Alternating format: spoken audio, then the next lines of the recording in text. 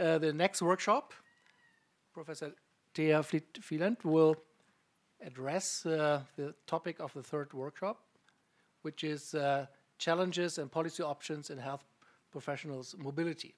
Thank you very much. Indeed, we had very lively discussions in our group, and I want to thank the co-chair, Dr. Peter Carton, and all the participants for their participation. We worked in 3 groups, and they were fairly consistent about the identification of the main barriers. The first issue which came up was the standards of education and recognition of health professionals.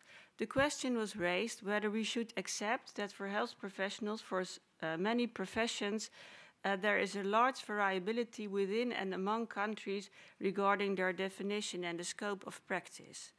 But beyond the basic training, it's also important for the postgraduate education to have standards and education, and also for the specialty training that we have consistent expectations.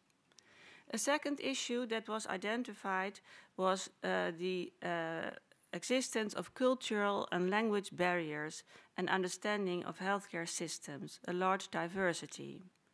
The third point was the standards of care, of course with the notion that patients should always be at the center of care.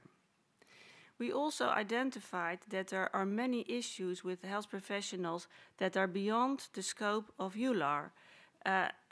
We think that for many professions you have parties involved like the national professional bodies of physical therapists, of nurses, and you also have these organizations on the European level. Therefore, we think that for an effective approach, a multi-stakeholder strategy is always needed.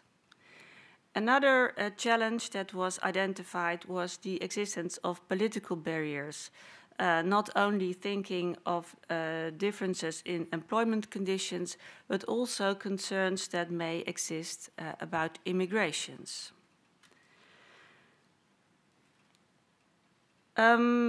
We now go to the possibilities of how to address these challenges or barriers. At the level of EU institutions, we thought of an increased role of European professional organization. We are talking about occupational therapists, physical therapists, nurses, and we cannot take actions without their involvement.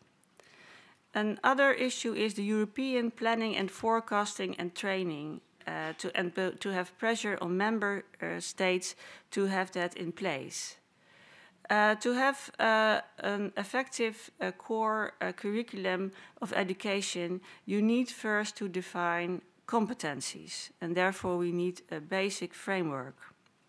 And second, when we are making the training should be recognized by the various parties involved, and we thought that EULAR could play an important role in this.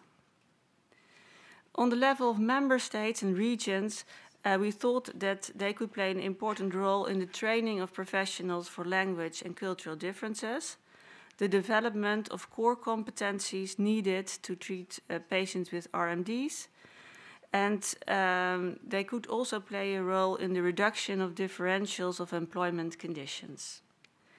For the stakeholders, we thought that EULAR could put pressure on profession-specific organizations, and also to develop a common view on the necessity of language competencies and the training and the testing for that.